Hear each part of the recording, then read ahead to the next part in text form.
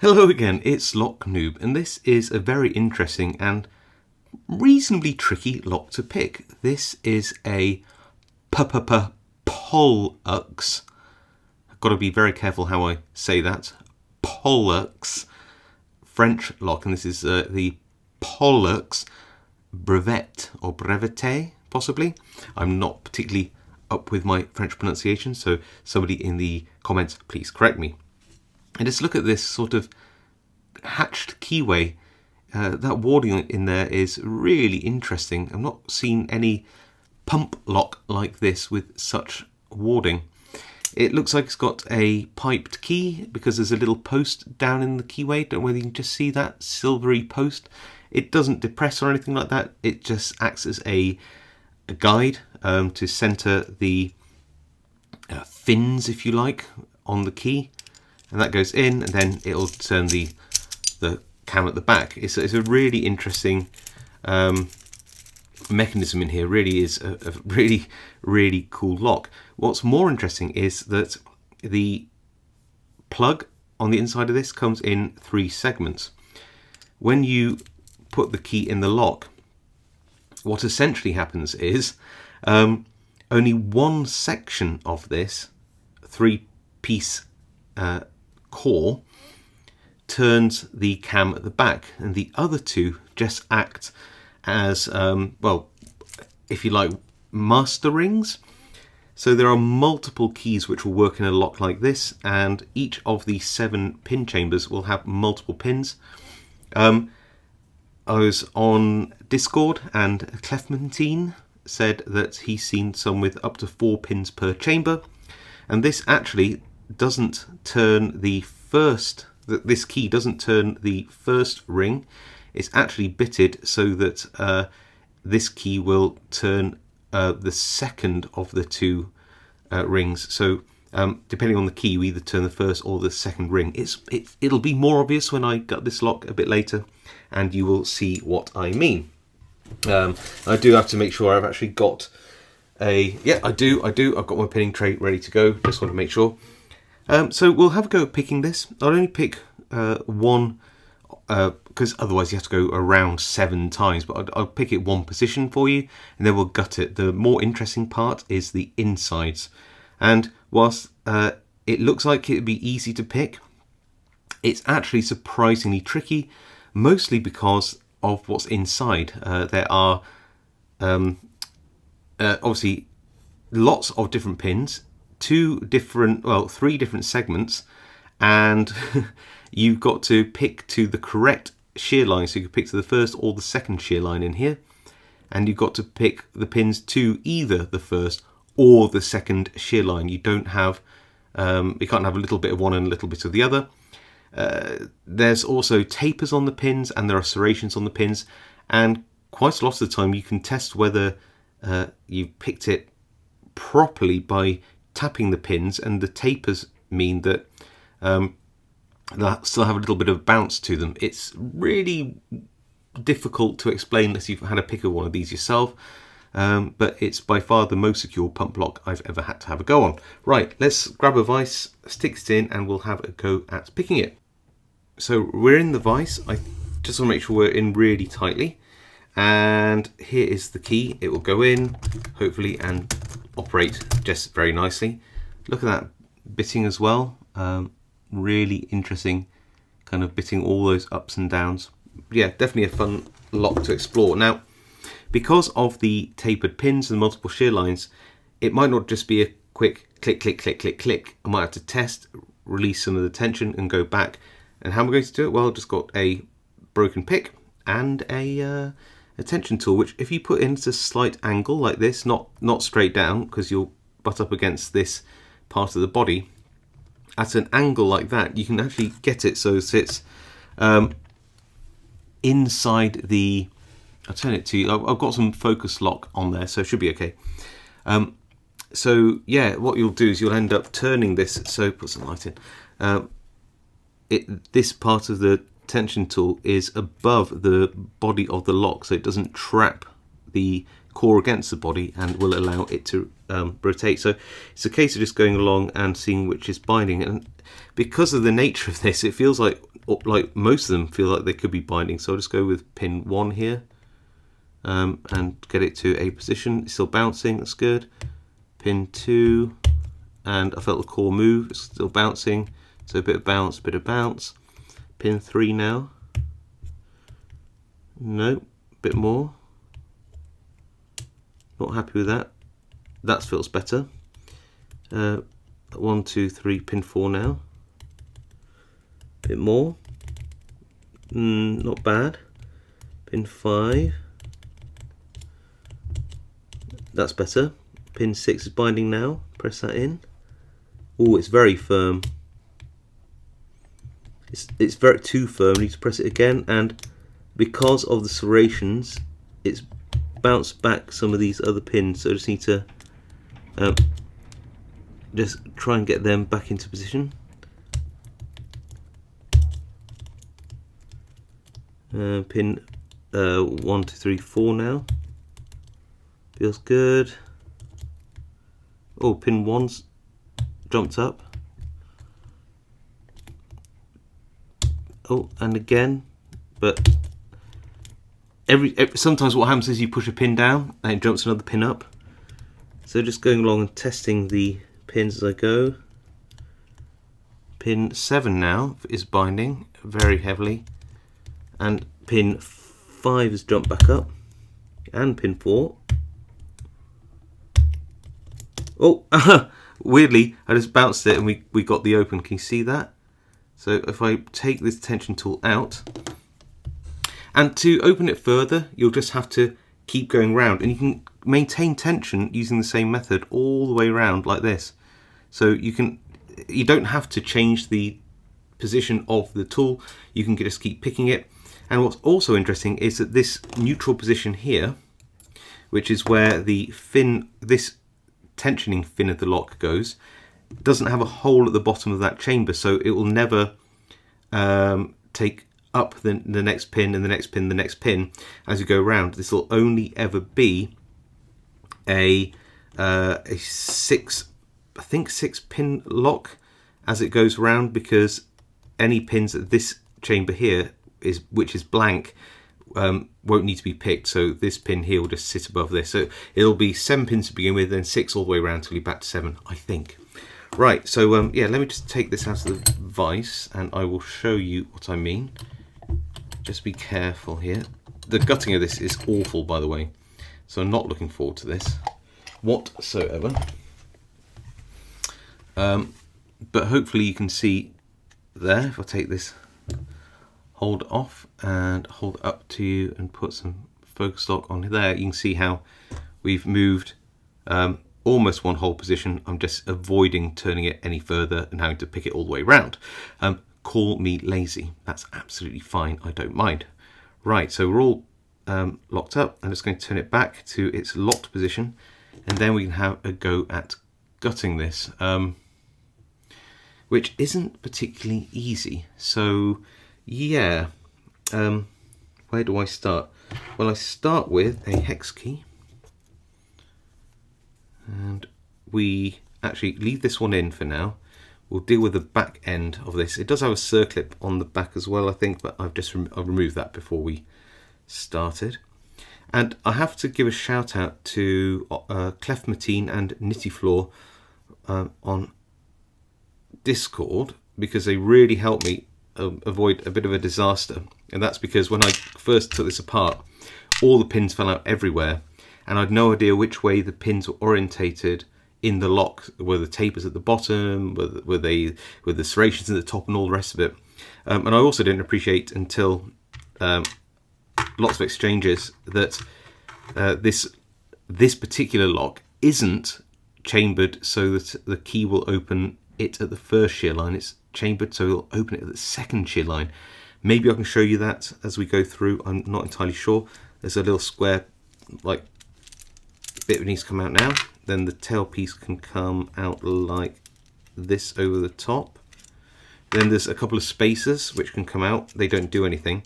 And the reason this whole lock doesn't explode right now, which it otherwise could, is because there's another pin holding all of this in here. So yeah, I need to have this tube applied like that at the back, goes over the tailpiece, and that I need to hold on here because this last bit, this is all under spring pressure, these three pieces, means that once this pin's out, the whole thing will explode and it'll be an absolute nightmare. So the little pin comes out, holding it. Now what I need to do is take a pen like this and push the whole core out while pushing down under pressure from the back, and try to hold it all together like this. Whoo! This part of the lock, by the way, just a hollow shell with a couple of holes drilled in to hold the pieces in with pins. This here is the bit. So let me bring that up to you here, and you can see that just how this works. So you've actually got three segments: this segment, and this segment. This is held still in the so this isn't held. This is free rotating. This middle section is free rotating, and this is held still. So when you have the correct key in, and I've got to be very, very careful. I can't believe I'm trying to do this for you. But if I put the key in like this, you'll see that it's actually the second shear line. Can you see that? It's moving. The second shear line, not the first one. These two sections move together. Oh, that puts a lot of pressure on the lock when you do that. So yeah, that's hard. Now, gutting this is hard because this first part, look at this. Hold on, I'll just put the focus back on. This first part has all the springs in, and what I want to do is just let those fall out without too many of the pins dropping, like that. Move these springs out of the way. And I did drop a pin on the floor somewhere. In fact, what I might do is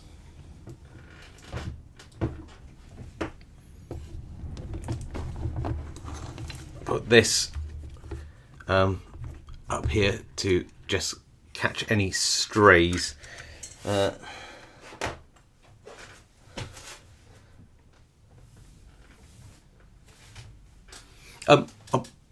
You can see that I've got all the pins in there, so I'm just going to stop the video 2 seconds while I find that lost pin. Turns out it was a spring. Right, I've got to I don't know where that one came from, so I'm just going to go round. That's chamber 1, but I'm doing it as it faces me, so it's going to be 1, 2, 3, 4, 5, 6, 7, and any of these pins will come out like that. So that must be that one. Then this one, I'll put them facing down like this, with the serrations at the top. Then this one comes out like that. And I wonder if I can put in the key.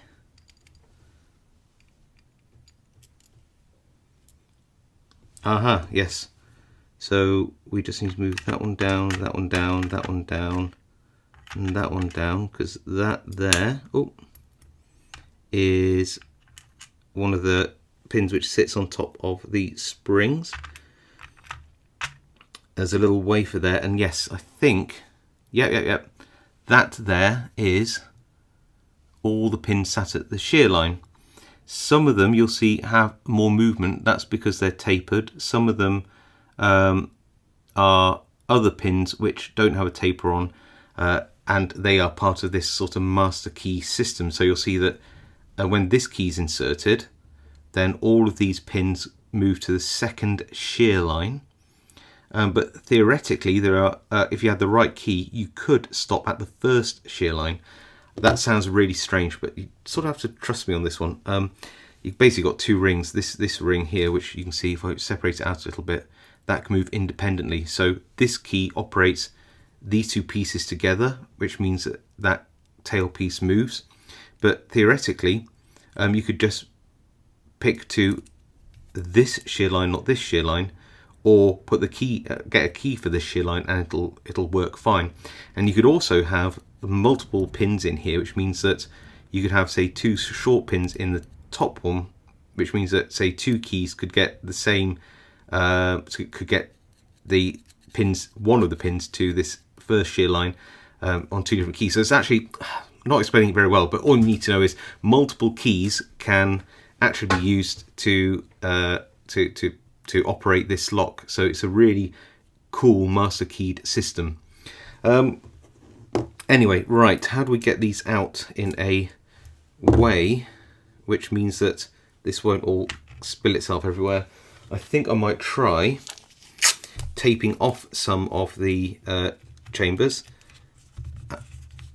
just because honestly, trying to get all these pins in order, because there's so many pins in here, getting all these pins in order to put it back together is absolutely horrendous. So I'm just going to use a bit of masking tape and then tip these pins out. So that's there you go. See, there's already 1, 2,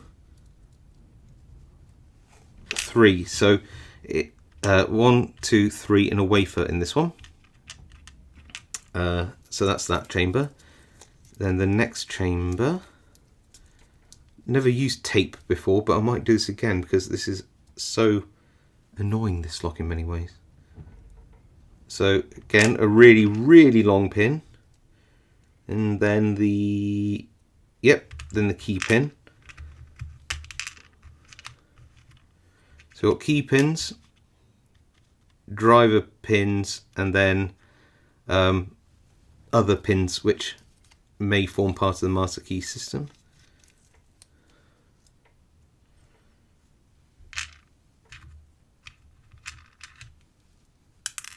Oh, a little wafer. When I got this lock, it was very gritty, and it would work, but was gritty. And I found that I just need to put in one little wafer like that, just to actually space out the pins in one of the chambers, and it operated really smoothly. So, yeah,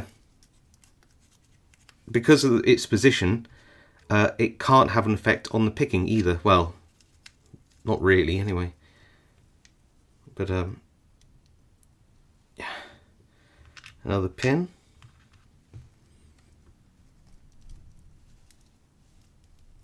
Come on. Oh yeah, another pin.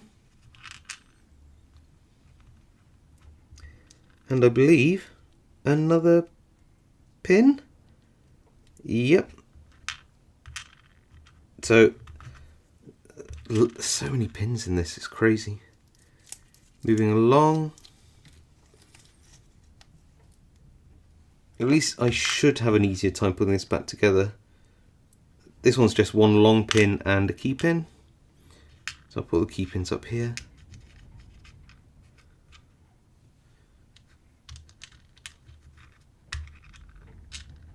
Put the middle pins there. At least what I think's the middle pins, and the bottom pins. It's a little bit confusing because some of them sit in the middle of the lock and some don't, but I'm not going to worry about that too much. It's just a way to show you how this lock comes together. And you can see why it can be quite tricky to pick, because of all of these serrations, the multiple shear lines, the tapers on the pins, which means that they can overset really easily. And the last set of pins, oh, here we go, got it, I think. That's a really nice long middle pin, and there we go. I can take off that ring now. Kind of cool, isn't it? This is like a bit of a revolver. It looks like a bit of a revolver. That's the back piece there. That's the middle piece. So this is how it looks inside. And then the last pin is this one, which comes out, and that's the flat topped key pin. So any other modifications to the lock? Yes, one. I didn't like the way that the so right at the bottom, a lot of these bottom pins here are serrated and flat, and with a mild beveling on top, which is kind of cool. But this one was spaced using this pin, and that is adequate. But if I picked it wrong, then I could have caught a spring if I didn't pick it right. So I actually just added, and it's really hard to explain, I added this wafer in at the bottom as well to protect the spring. It doesn't actually get involved in the picking whatsoever in this case. Technically, I think maybe this little wafer could get involved, but I don't think it can. But anyway, regardless, that bottom wafer basically extends that pin out and protects the spring. So I did actually add an extra wafer or two in there, one to make it smooth because it was very, very gritty, and the other one to protect the springs, because when I looked at it, I realized that, again, hard to explain, but there was a way in which this pin chamber, if not picked fully, unpicked last, I think that the top of the spring could have got caught up at the back. So better safe than sorry. But anyway, look at this. This is all of the pins inside that lock. And you can see that we've got a mixture of these tapered key pins. You can see a very, very heavy taper on the bottom there. You've got these tapered, double sort of tapered pins here. Once at the bottom, once at the top, and a serration. And then at the bottom as well, for the most part, you also have these. Now, if you look here, for example, you can see that